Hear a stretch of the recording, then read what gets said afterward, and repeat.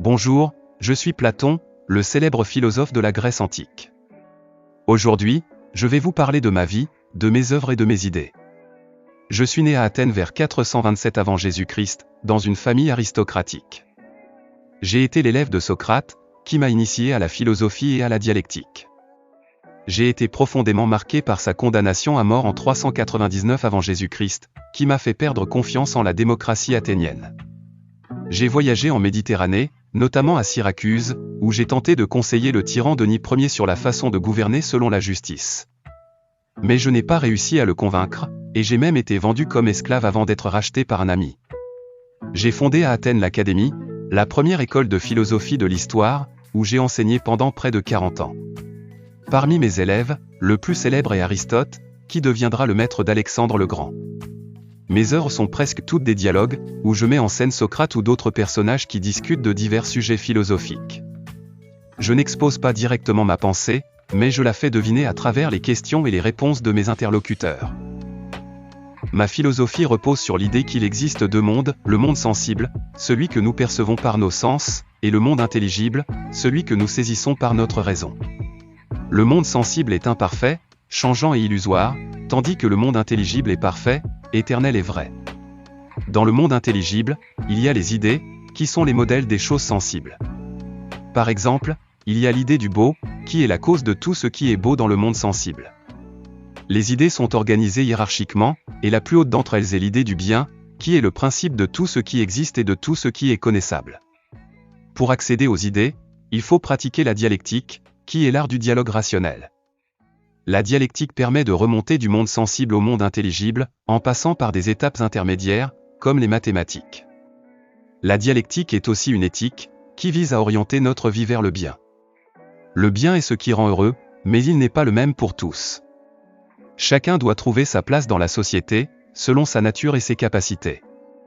Il y a trois parties de l'âme, la partie rationnelle, la partie irascible et la partie concupiscible. La partie rationnelle est celle qui cherche la vérité et le bien.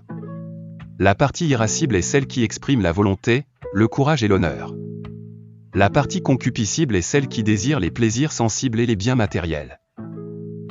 La vertu consiste à harmoniser les trois parties de l'âme, en faisant dominer la partie rationnelle sur les deux autres. La vertu est donc une forme de sagesse, qui permet de connaître et de réaliser le bien. La vertu est aussi une forme de justice, qui respecte l'ordre naturel des choses et des êtres. La justice est le fondement de la cité idéale, que je décris dans mon œuvre la plus célèbre, La République.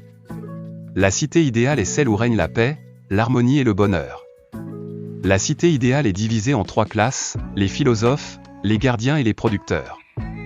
Les philosophes sont ceux qui ont accédé aux idées, et qui sont donc aptes à gouverner la cité selon le bien.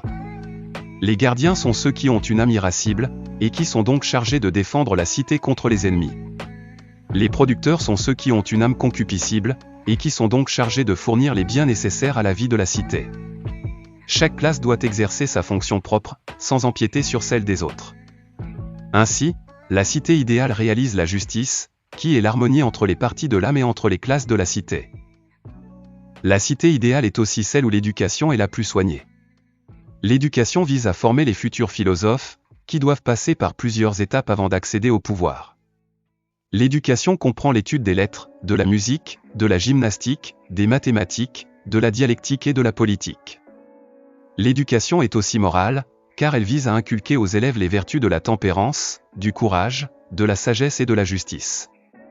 La cité idéale est enfin celle où le bonheur est le plus répandu. Le bonheur n'est pas le plaisir, qui est une satisfaction passagère et trompeuse.